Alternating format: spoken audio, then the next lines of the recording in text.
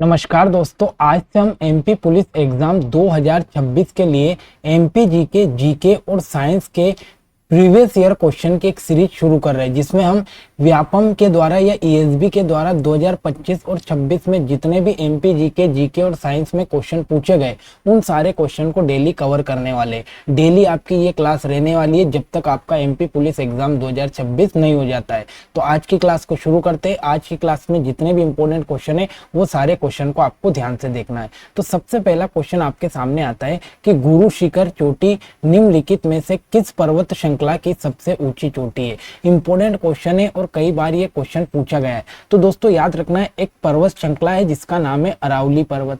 और अगर आपसे पूछे कि भाई अरावली पर्वत की सबसे ऊंची चोटी कौन सी है, तो आपको बताना है कि गुरु शिखर या जो है वो गुरु शिखर आपका अरावली पर्वत की सबसे ऊंची चोटी है। पहला इंपॉर्टेंट पॉइंट आपको ये याद रखना है। फिर अगर आपसे पूछ ले दोस्तों कि हिमालय पर्वत की सबसे ऊंची चोटी कौन सी है, तो हिमालय पर्वत की सबसे ऊंची चोटी आपको बताना है माउंट एवरेस्ट। कौन सा है? Mount Everest. ये हिमालय पर्वत की सबसे ऊंची चोटी है। लेकिन अगर आपसे पूछे कि हिमालय पर्वत में भारत की सबसे ऊंची चोटी कौन सी है, तो फिर आपको बताना है कि भारत की सबसे ऊंची चोटी K2 है। भारत की सबसे ऊंची चोटी कौन सी है? K2 है। लेकिन अगर आपसे पूछे कि हिमालय की जो है वो भारत में सबसे ऊंची चोटी कौन सी है, तो फिर आपको कंचनजंगा बताना है। कंचनजंगा आपको बताना है। मतलब कहने का मतलब ये है कि जो K2 चोटी है ना दोस्तों, वो वर्तमान में पीओके में है। मतलब ये भारत के क्षेत्र में नहीं है। तो फिर आपसे पूछेगा कि भारत में वर्तमान में सबसे ऊंची चोटी कौन सी है, तो कंचनजंगा है जो कि सिक्किम में है। और भारत की सबसे ऊंची चोटी K2 है जो कि वर्तमान में पीओके में है। लेकिन हिमालय में सबसे ऊंची चोटी है माउंट एवरेस्ट जो कि आपका नेपाल में आती है। और अरावली पर्वत की सबसे ऊंची चोटी आपकी कौन सी है? गुरु शिखर है। इन चोटियों से सबसे ज्यादा क्वेश्चन पूछा जाता है। तो अगर आपसे पूछे दोस्तों कि सतपुड़ा पर्वत की सबसे ऊंची चोटी कौन सी है, तो आपको बताना है कि धूपगढ़ की जो चोटी है ये सतपुड़ा पर्वत की सबसे ऊंची चोटी है और इसकी ऊंचाई 1350 मीटर है। ये चीज आपको याद रखना है। फिर कभी आपसे पूछ ले कि भाई बुंदेलखंड के पठार की सबसे ऊंची चोटी कौन सी है, तो बुंदेलखंड के पठार की सबसे ऊंची चोटी आपको बताना है सिद्ध बाबा की चोटी। और सिद्ध बाबा के चोटी की ऊंचाई कितनी है, तो 1175 मीटर है। ठीक है, तो ये चीज आपको याद रखना है। तो ये बुंदेलखंड के पठार की चोटी आपको याद रखना है। अगला क्वेश्चन, संवैधानिक उपचारों के अधिकार 32 में संविधान की आत्मा किसने कहा है? देखो, भारतीय संविधान जो है दोस्तों, इस भारतीय संविधान का एक अनुच्छेद है जिसको अनुच्छेद 32 बोला गया। और ये अनुच्छेद 32 जो है दोस्तों, इसमें क्या है, तो रीट जारी करने का प्रावधान है। रीट जारी करने का जो प्रावधान है वो किसमें है? आर्टिकल 32 में। और दोस्तों ये जो आर्टिकल 32 है ना, इसको बोला जाता है संविधान की आत्मा। तो आर्टिकल 32 को संविधान की आत्मा किसने बोला, तो डॉक्टर भीमराव अंबेडकर साहब ने बोला। तो डॉक्टर भीमराव अंबेडकर साहब ने संविधान की आत्मा किसे कहा, तो ये आर्टिकल 32 को कहा है, जिसमें क्या है, तो रीट जारी करने का आपका प्रावधान है। ठीक है, एक चीज और आपको याद रखना है दोस्तों कि डॉक्टर राजेंद्र प्रसाद की हम बात करें ना, तो ये संविधान के स्थायी अध्यक्ष थे। अगर आपसे पूछे कि भाई संविधान सभा के स्थायी अध्यक्ष कौन थे, तो डॉक्टर राजेंद्र प्रसाद संविधान सभा के स्थायी अध्यक्ष थे, जिनको यहाँ पर 11 दिसंबर सन 1946 को संविधान का स्थायी अध्यक्ष चुना था। तो ये तो हो गए स्थायी अध्यक्ष। लेकिन कभी आपसे पूछ ले कि भाई संविधान सभा के अस्थायी अध्यक्ष कौन थे, तो अस्थायी अध्यक्ष कौन थे, ये आपको बताना है कमेंट सेक्शन में। तो ये दोनों क्वेश्चन आपके सामने, स्थायी अध्यक्ष कौन थे और अस्थायी अध्यक्ष आपको बताना है। ठीक है, तो राजेंद्र प्रसाद को स्थायी अध्यक्ष बनाया गया था, जो कि 11 दिसंबर 1946 को जब संविधान सभा की दूसरी बैठक हुई थी, तो वो आपका संविधान सभा के स्थायी अध्यक्ष थे। ठीक है, अब अस्थायी भी याद कर ही लो भैया। सच्चिदानंद सिन्हा, क्या है, सच्चिदानंद सिन्हा साहब जो थे, ये संविधान सभा के पहले और आपके अस्थायी अध्यक्ष बनाए गए थे। तो इतनी चीजें आपको याद रखनी। अब देखो, बात आती है दोस्तों संविधान के भाग 3 की।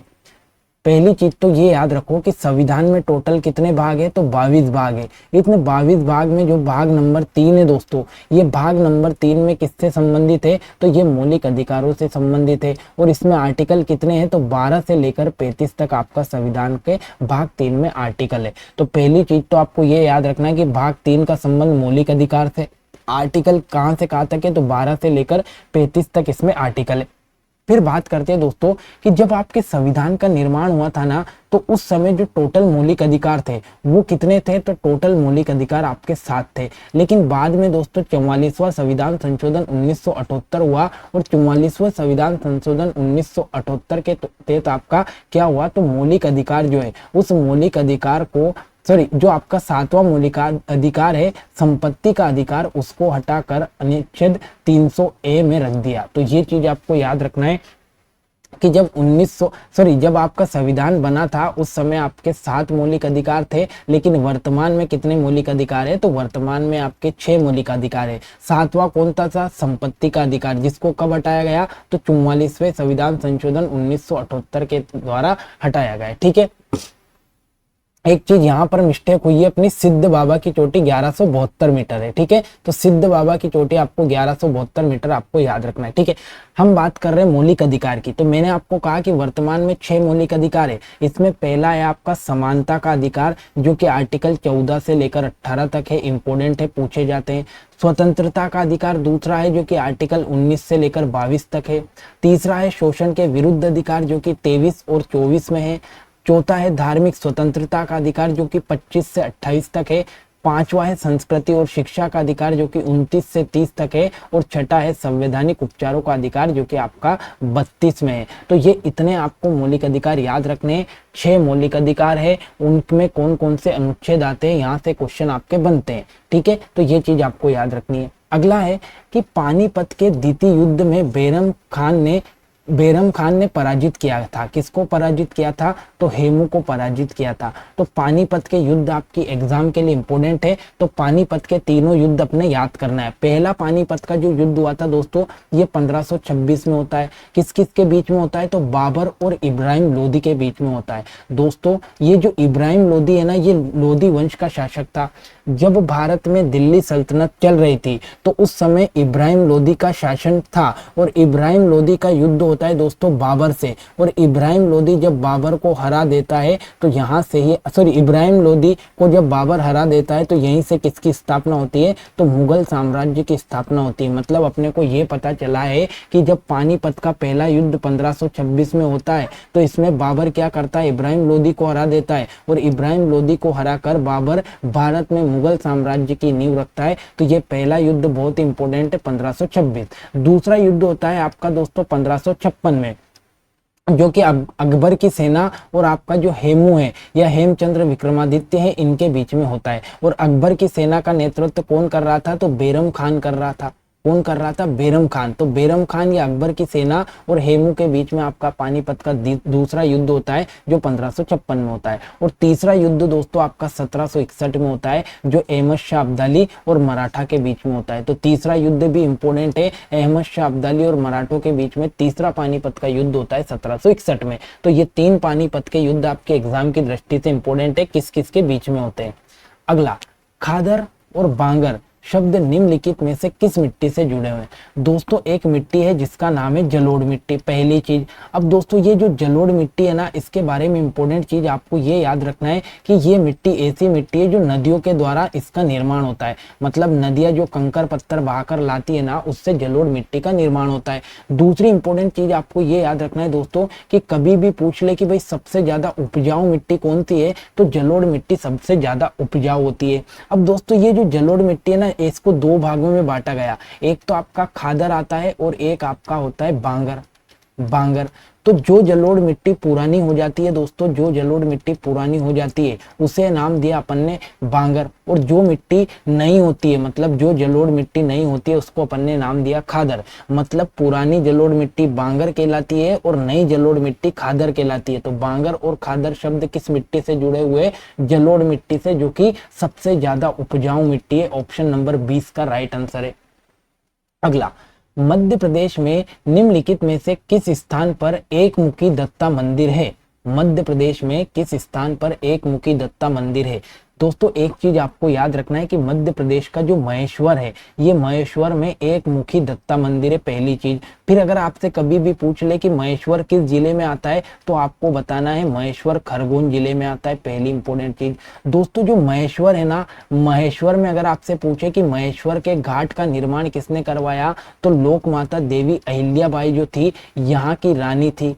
और देवी अहिल्याबाई की राजधानी भी क्या थी दोस्तों, तो महेश्वर थी। ठीक है, कभी आपसे पूछ ले कि देवी अहिल्याबाई की राजधानी कहाँ थी, तो महेश्वर में थी। और यहीं पर जो घाट है उनका निर्माण देवी अहिल्याबाई के द्वारा करवाया गया। महेश्वर खरगोन जिले में आता है। और अगर आपसे पूछ ले दोस्तों कि जो शस्त्रधारा जलप्रपात है, ये शस्त्रधारा जलप्रपात कहाँ पर है, तो ये भी महेश्वर में है।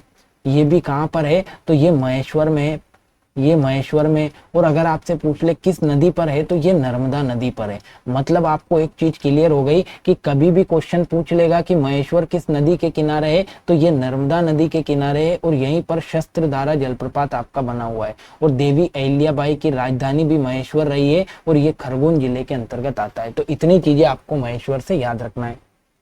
अगला, संविधान सभा में मौलिक अधिकार और अल्पसंख्यक जनजाति तथा बहिष्कृत क्षेत्र के सलाहकार समिति के अध्यक्ष कौन थे?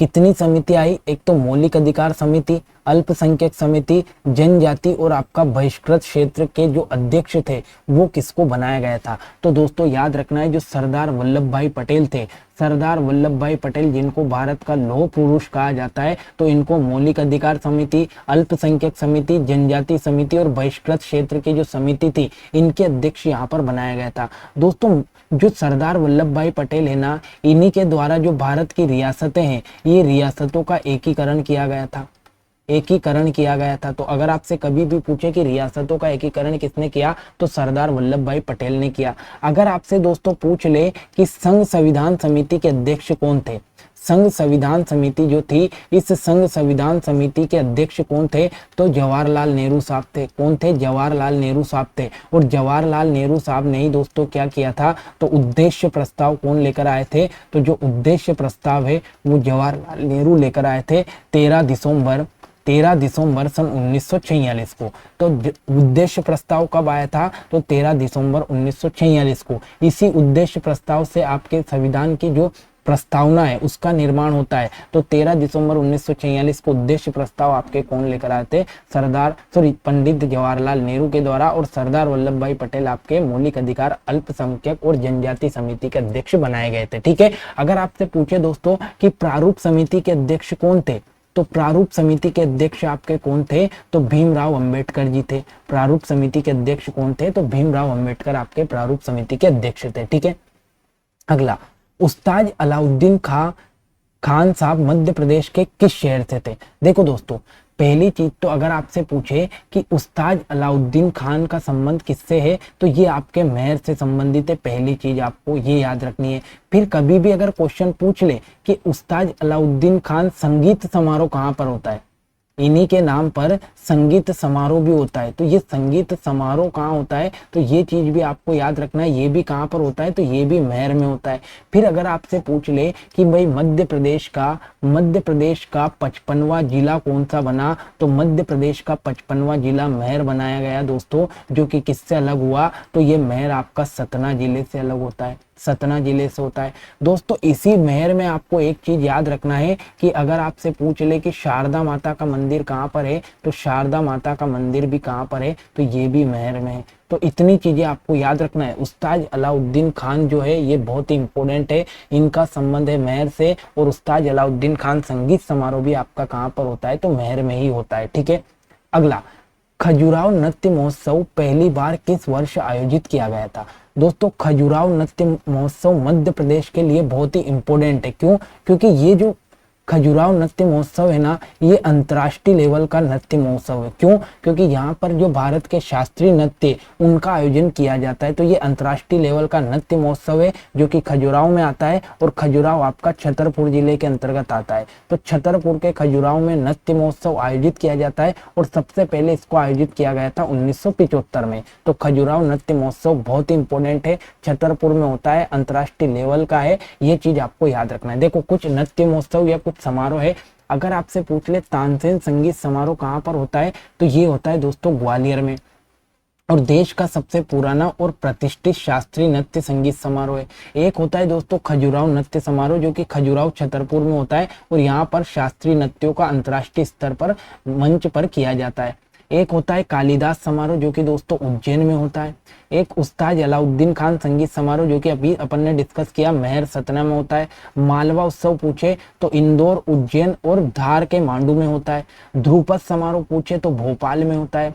कुमार गंधर्व समारोह पूछे तो देवास में होता है। और एक होता है दोस्तों मध्य प्रदेश उत्सव। मध्य प्रदेश उत्सव आपका कहाँ पर होता है, तो ये दिल्ली में होता है। दिल्ली में क्यों होता है, क्योंकि मध्य प्रदेश की कला और संस्कृति से पूरे देश को रूबरू करवाने के लिए मध्य प्रदेश उत्सव आयोजित होता है। कहाँ पर, देश की राजधानी दिल्ली में। तो इतने सारे इंपॉर्टेंट समारोह आपके एग्जाम की दृष्टि से इंपॉर्टेंट हो जाते हैं। ठीक है, अगला, भारत में सामुदायिक विकास कार्यक्रम कब शुरू किया गया। देखो दोस्तों, भारत में जो सामुदायिक विकास कार्यक्रम है ना, ये सबसे पहली चीज तो आपको याद रखना है कि जो प्रथम पंचवर्षीय योजना है, प्रथम पंचवर्षीय जो योजना थी, इस प्रथम पंचवर्षीय योजना के तहत इसको शुरू किया गया था। फिर आपसे पूछे कि इसको शुरू कब किया गया था, तो 2 अक्टूबर 1952 को इसको शुरू किया गया था। कब किया गया था, तो 2 अक्टूबर 1952 को शुरू किया गया था। अब आप सभी जानते हो कि 2 अक्टूबर को गांधी जयंती होती है, तो गांधी जयंती के दिन इसको शुरू किया गया था 2 अक्टूबर 1952 को।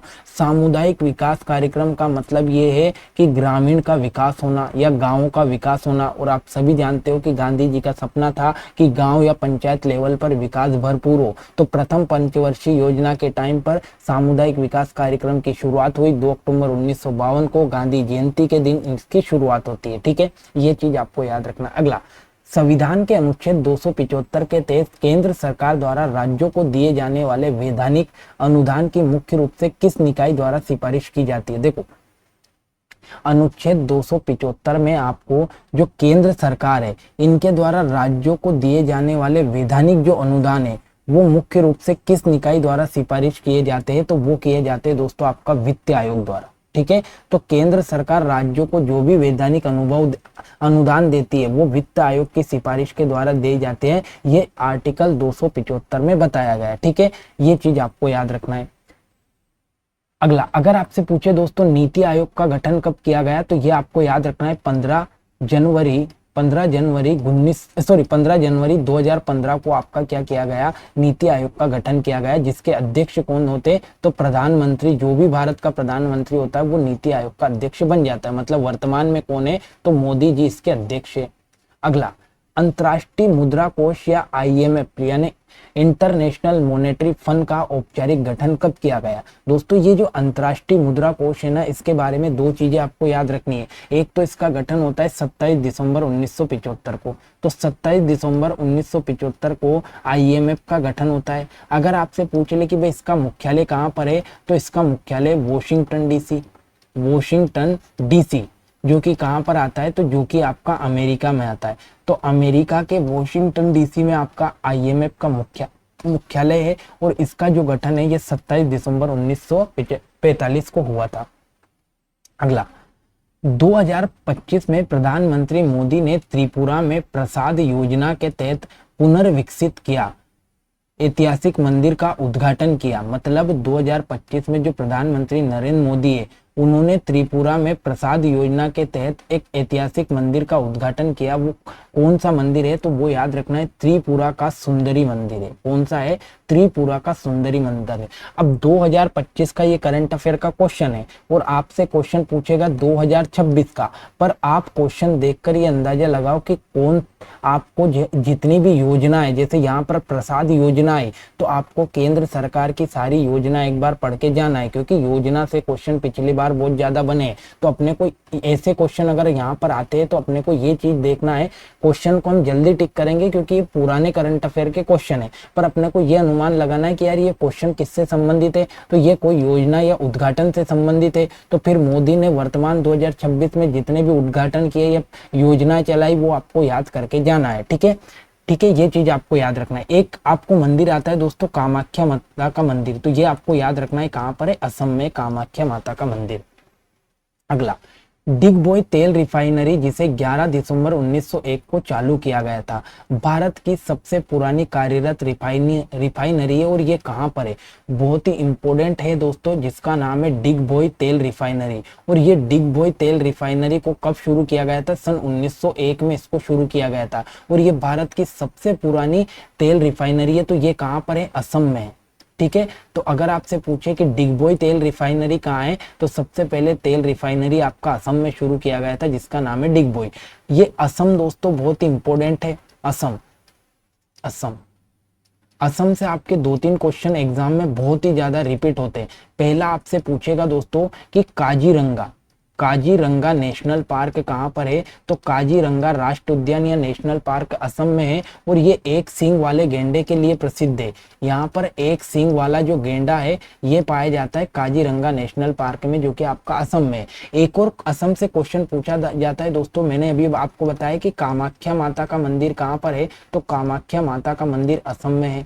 फिर असम से एक और क्वेश्चन बनता है कि मांजुली द्वीप कहाँ पर है, मांजुली द्वीप कहाँ पर है दोस्तों, तो ये मांजुली द्वीप असम में है और किस नदी पर है, तो ये ब्रह्मपुत्र नदी पर है, ब्रह्मपुत्र नदी पर है, ब्रह्मपुत्र नदी पर आपका मांजुली द्वीप है। असम से एक क्वेश्चन और आपको याद रखना है दोस्तों कि जो असम है ना, ये बांग्लादेश को 2 बार टच करता है, बांग्लादेश को 2 बार टच कौन करता है, तो ये आपका असम करता है। तो इतने क्वेश्चन आपको असम से याद रखना है, जो कि बार बार एग्जाम में रिपीट होते हैं। अगला क्वेश्चन आपके सामने आता है कि मध्य प्रदेश में विधानसभा के पहले अध्यक्ष कौन बने थे। पहली चीज तो अगर आपसे पूछे कि मध्य प्रदेश के पहले सीएम या मुख्यमंत्री कौन बने थे, तो वो आपको याद रखना है पंडित रविशंकर शुक्ल। पंडित रविशंकर शुक्ल साहब जो है ये मध्य प्रदेश के पहले मुख्यमंत्री बने थे। अगर आपसे पूछ ले मध्य प्रदेश के पहले राज्यपाल कौन बने थे, तो उनका नाम आपको याद रखना है पट्टाभी सीतारमैया, पट्टाभी सीतारमैया। पट्टाभी सीतारमैया साहब जो है ये मध्य प्रदेश के पहले राज्यपाल बने थे। आपसे पूछा है मध्य प्रदेश के पहले विधानसभा के अध्यक्ष कौन थे, तो ये पंडित कुंजीलाल दुबे जो थे ये मध्य प्रदेश के पहले विधानसभा के अध्यक्ष आपके बनाए गए थे। तो ये प्रथम व्यक्ति से अधिकतर क्वेश्चन पूछे जाते हैं, तो वो भी आपको याद करना है। अगला, क्रिप्स प्रस्ताव को एक गिरते हुए बैंक के नाम का पोस्टेड डेटेड चेक किसने कहा है। देखो, क्रिप्स मिशन आया था 1942 में। क्यों आया था, क्योंकि भारत में संविधान सभा का गठन करने के लिए, संविधान निर्माण के लिए। लेकिन जब क्रिप्स मिशन भारत में आया तो इसको क्या बोला गया कि यार ये तो एक गिरते हुए बैंक के नाम का पोस्ट डेटेड चेक है। तो ये बात किसने बोली, तो ये महात्मा गांधी जी ने बोली।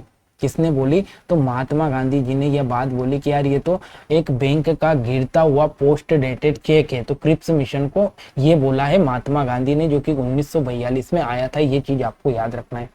अगला, हाल ही में मई 2025 में भारतीय विदेशी व्यापार संस्थान ने अपने पहले विदेशी परस्पर की स्थापना की घोषणा की है। ये किस देश में, तो ये इस प्रकार के क्वेश्चन भी आपके पूछे जाते हैं। तो ये आपका मई 2025 का करंट अफेयर का क्वेश्चन है।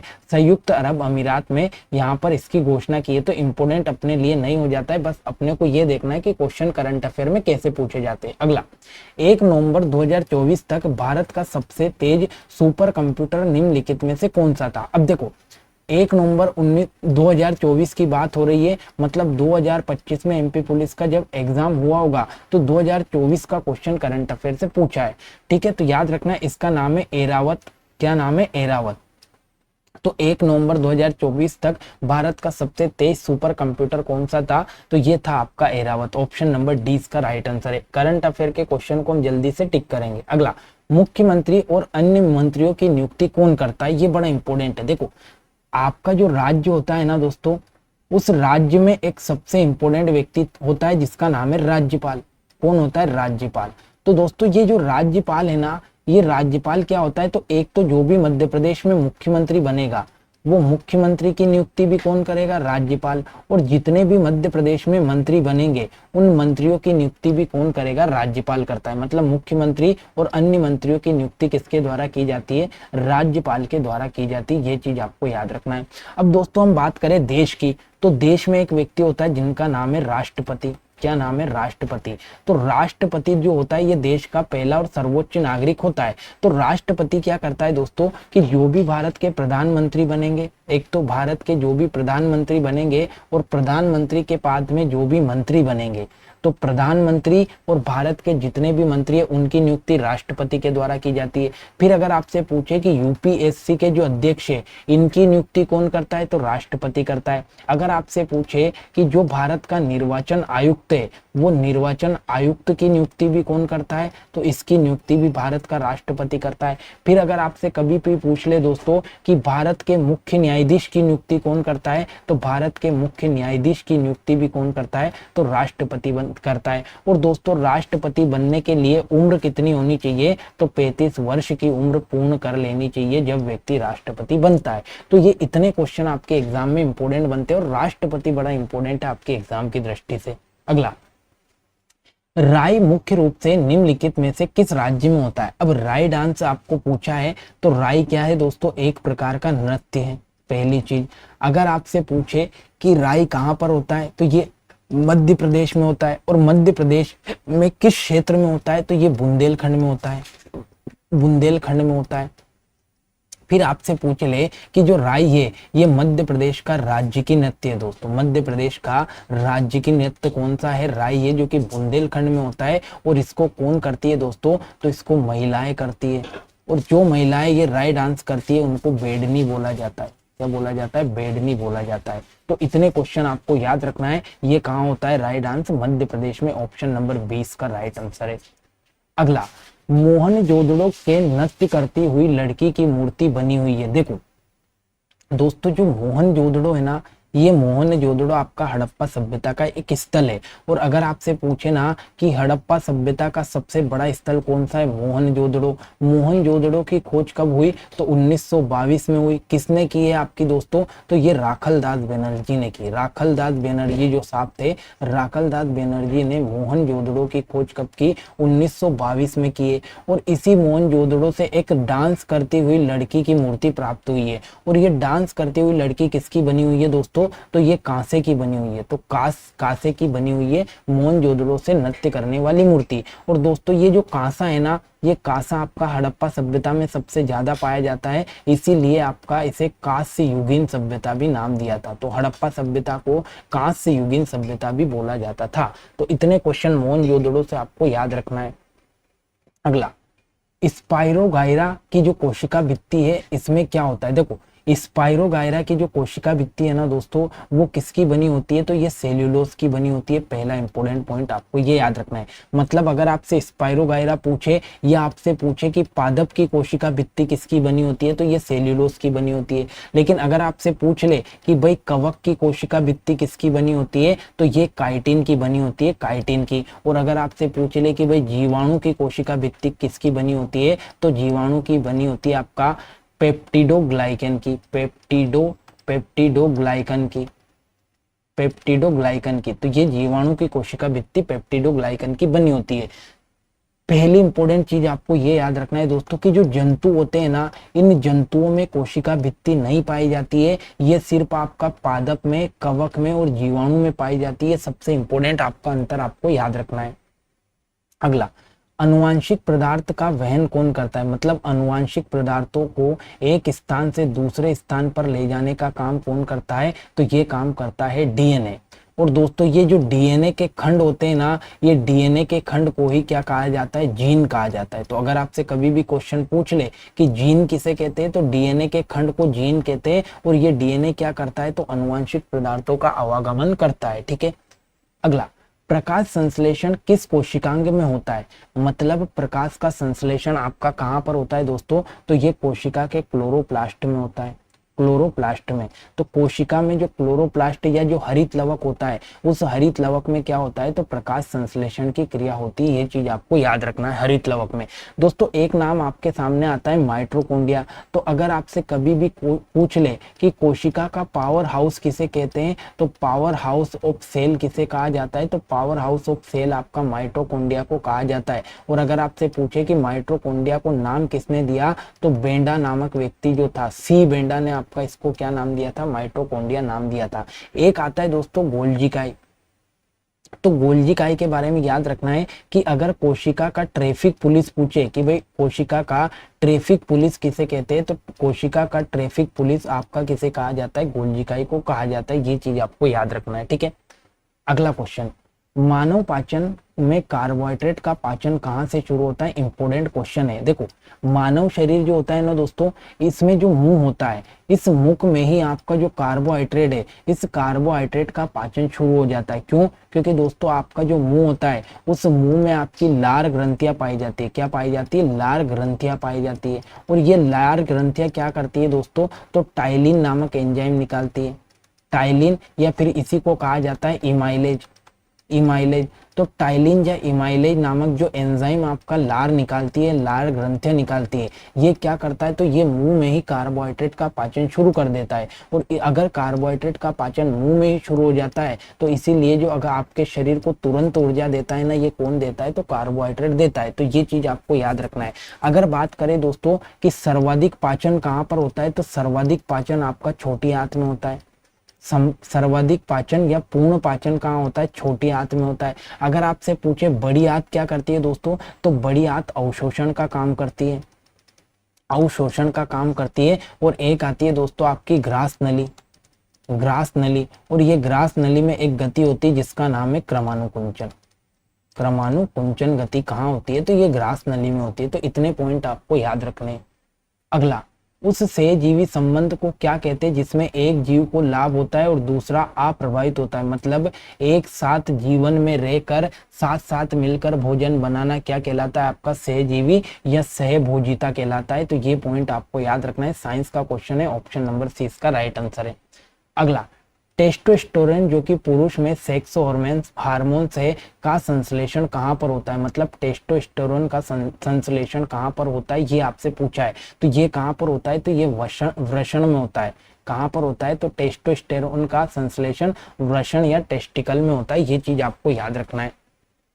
अगला, सफेद प्रकाश को उसके घटक या रंगों में विभाजित करने की प्रक्रिया क्या कहलाती है। दोस्तों आपने देखा होगा कि कोई भी प्रकाश सफेद कलर का है या फिर सूर्य से आने वाला जो प्रकाश है वो एक ही कलर का होता है। लेकिन इसके आगे अगर हम प्रिज्म रख देते हैं, इसके आगे क्या रख देते हैं, तो प्रिज्म रख देते हैं, तो ये जो कलर है ना दोस्तों, ये जो सफेद प्रकाश है ये 7 भागों में बढ़ जाता है। मतलब इंद्रधनुष के जो 7 कलर रहते हैं ना, उसमें ये बढ़ जाता है। और इस घटना को क्या कहा जाता है, तो इस घटना को कहा जाता है वर्ण विक्षेपण।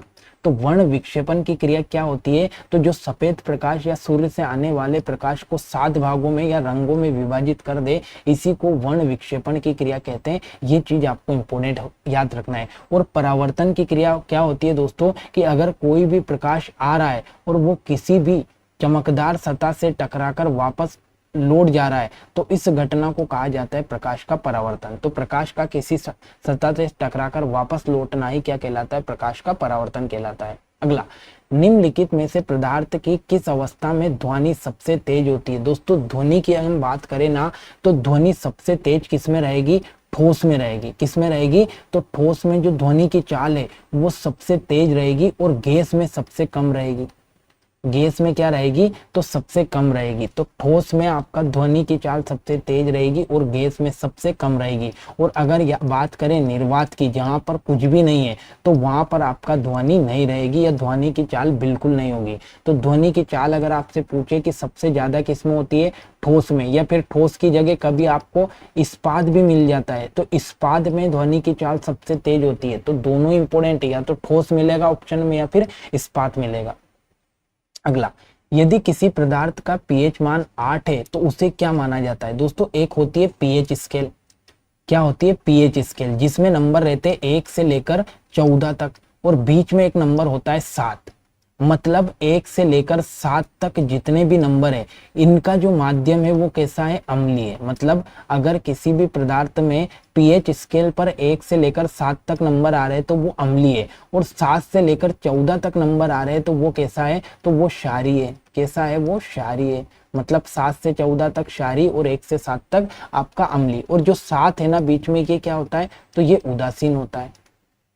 उदासीन होता है। अब देखो, अगर कोई भी चीज ज्यादा अम्लीय है तो वो कब है, जब उसका पीएच मान या तो 1 होगा या 2 होगा या 3 होगा। मतलब 7 से अगर हम पीछे आएंगे, जैसे जैसे 7 से पीछे आएंगे तो 6, 5, 4, तो ये जो अम्ल है ना, ये अम्ल बढ़ता जाएगा। मतलब 7 से पीछे आने पर जो अम्लीयता है ये बढ़ती है, और 7 से आगे जाने पर जो क्षारीयता है ये बढ़ती है। अब पूछा है कि अगर किसी भी पदार्थ का पीएच मान 8 है, तो अगर पीएच मान 8 है तो ये कैसा है, दुर्बल क्षार है। और अगर इसको प्रबल क्षार बनाना है तो 7 से आगे 8, 9, 10, 11 पे हम जाएंगे तो ये क्षार की क्षारीयता बढ़ती जाएगी। अगर किसी भी पदार्थ की ज्यादा अम्लता है मतलब उसकी अम्लता 1 होगी, और किसी भी पदार्थ की कम अम्लता है मतलब उसकी अम्लता 6 होगी। कोई भी पदार्थ कम क्षारीय है मतलब वो 8 है, और अधिक क्षारीय मतलब वो 14 है। तो ये चीज आपको याद रखना है, पीएच मान 8 है मतलब ये कैसा है, तो ये दुर्बल क्षार है। ठीक है, तो दोस्तों ये आज की इंपॉर्टेंट क्लास थी, जिसमें हमने कोशिश करी है, एक तो जीके के कुछ क्वेश्चन थे, इसमें साइंस के भी कुछ क्वेश्चन थे, और इसमें एमपी जीके के भी कुछ क्वेश्चन थे। धीरे धीरे क्वेश्चन का लेवल बढ़ता जाएगा, और धीरे धीरे अपना जो चीजें डिस्कस करने की क्षमता है या जो चीजें डिस्कस करना है वो भी हम बढ़ाते जाएंगे, ताकि ज्यादा से ज्यादा चीजें आपको कम समय में मिल जाए। तो ये आज का प्रैक्टिस सेट था, या आज के प्रीवियस ईयर की क्लास थी, जो कि बेहद आपको अच्छी लगी होगी। अगर क्लास अच्छी लगे तो डेली इस क्लास से जुड़ना, आपका एमपी पुलिस तक डेली हम इस क्लास को लेने वाले हैं। तो मिलते हैं अगले क्लास में नए क्वेश्चन के साथ में, तब तक पढ़ते रहिए, अपनी तैयारी करते रहिए। जय हिंद।